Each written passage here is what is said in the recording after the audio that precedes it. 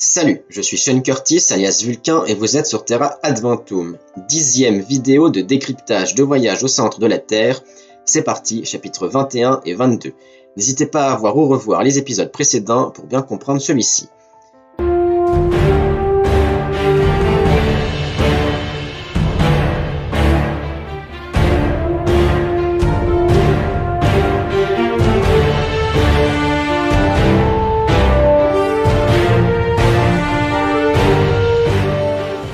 On se rappelle, Axel, le professeur Lidenbrock, son oncle et le guide Hans sont entrés dans le volcan, Sneffels, pour aller au centre de la Terre. Nos héros, en descendant dans les entrailles de la Terre, se sont trompés de galerie et sont arrivés à un cul-de-sac. Petit problème, l'eau va bientôt manquer. Que vont-ils faire? Vont-ils mourir? Vont-ils remonter à la surface? Réponse dans cette vidéo. Ou pas. Chapitre 21. S'étant arrêté au dernier chapitre le 4 juillet, c'est tout naturellement que ce chapitre commence au 5 juillet. Il leur faudrait alors 5 jours pour se retrouver là où la galerie se séparait en deux pour prendre l'autre puisque celle-ci était un cul-de-sac.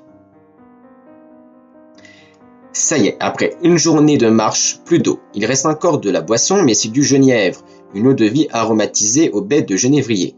Alors effectivement, pas de quoi arrêter la soif. Le 8 juillet, ils sont à la jonction des galeries. C'est ça qui est bizarre, le trajet n'a duré que 3 jours au lieu de 5, alors qu'ils ne marchent pas mais se traînent par terre à cause de la soif.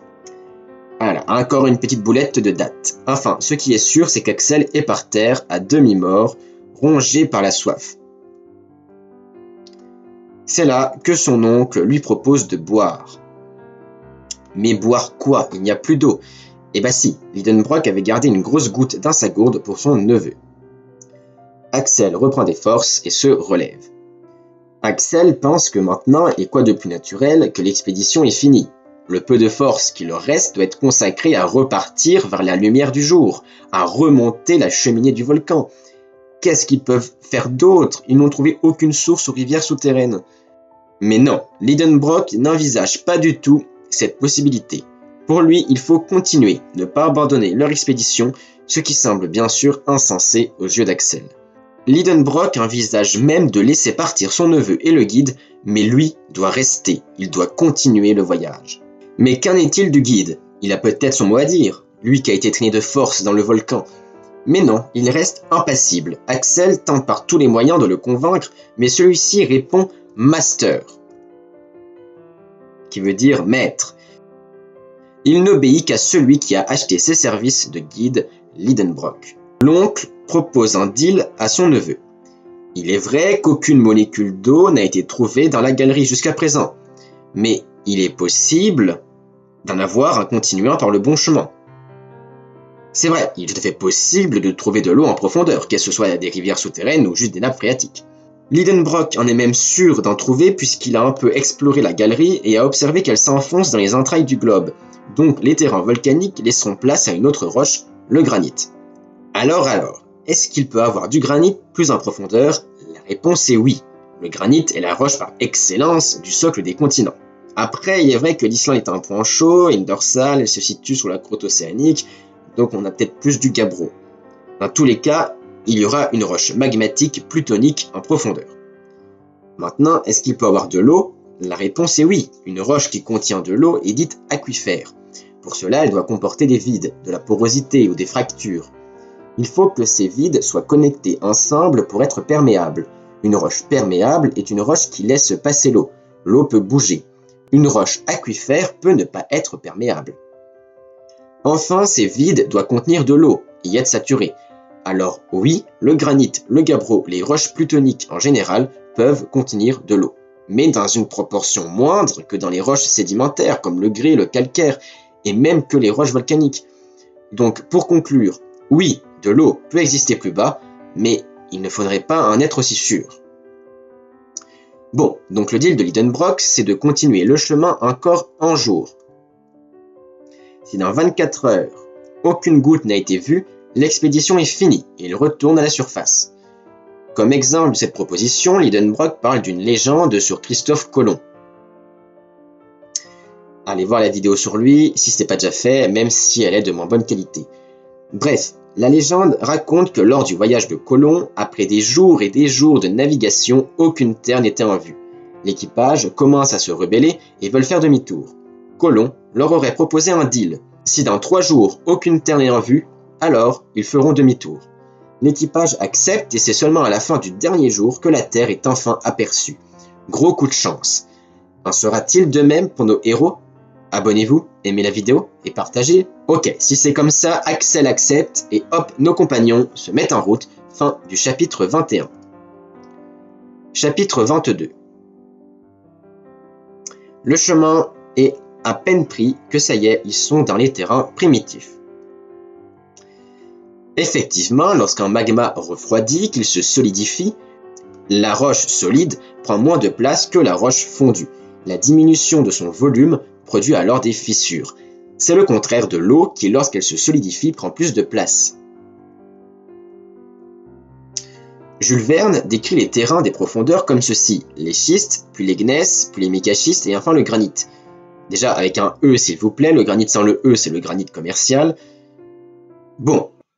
Alors, la croûte continentale est plutôt composée de roches granitiques. Cela peut être du granit ou du gneiss, qui est le granit métamorphisé. D'ailleurs, les plus vieilles roches terrestres sont des gneiss. Mais dire que ça forme des couches un peu comme les couches sédimentaires, et c'est faux. Et puis l'ordre n'est pas cohérent, sachant que la température et la pression augmentent avec la profondeur, le gneiss se situerait après le micaschiste. Dans ce cas, on pourrait presque avoir une continuité métamorphique. Schiste, puis micaschiste, une vidéo existe sur cette roche, n'hésitez pas à aller la voir. Puis le gneiss, puis la température étant trop forte, le gneiss fondrait et recristalliserait un granit. Bon, passons à la suite. Les connaissances en géologie de l'époque étaient moins sophistiquées et c'est tout à fait normal. Effectivement, puisqu'aucune sonde n'a étudié ces terrains, nos héros sont les premiers à l'observer, à l'étudier. Jules Verne peut imaginer ce qu'il veut, personne à l'époque ne peut le contredire avec des preuves. Ils franchissent petit à petit les différentes couches décrites plus haut. Tout d'abord le schiste, serpenté par des filons de cuivre, de manganèse avec quelques traces de platine et d'or. Puis le gneiss, le micaschiste, composé bien sûr de mica, et on peut se l'imaginer la beauté d'un tel voyage dans du micaschiste avec des grands feuillets de mica briller à la lumière des lampes. Voyager à travers un diamant comme le dit Axel pourrait effectivement s'en rapprocher. Le seul minéral visible est donc le mica. Mais voilà que d'autres minéraux se font de plus en plus présents, les phosphates et le quartz. Ça y est, c'est le granit. Pub, si vous êtes encore là, c'est que la vidéo vous plaît, alors abonnez-vous et sachez que sur cette chaîne YouTube, vous trouverez la playlist Les Minutes Géologiques qui parle de géologie. Vous saurez tout sur les mica, le quartz, les phosphates, le granit, les schistes et bien d'autres choses. Mais toujours pas d'eau pour l'instant. Cette fois, c'est la fin. Axel se meurt. Axel n'en peut plus, ses forces l'abandonnent, son oncle lui dit que tout est fini, puis plus rien, Axel s'évanouit. À son réveil, Lidenbrock et Hans étaient dans leur couverture. Morts ou juste endormis, telle est la question. Bon, ils font dodo, ce qu'Axel ne peut pas faire tant il souffre. Nos héros se trouvent maintenant à 1,5 lieues de la surface, soit 7,2 km. Ils ont donc descendu en une journée depuis la séparation des galeries 4 km de profondeur. Il leur reste donc encore techniquement, d'après l'épaisseur de la croûte en Islande, 33 km pour entrer dans le manteau. Et le centre de la Terre étant à 6371 km, il leur faudrait encore 6364 km. Spoiler, ils n'iront pas au centre de la Terre, mais restez quand même.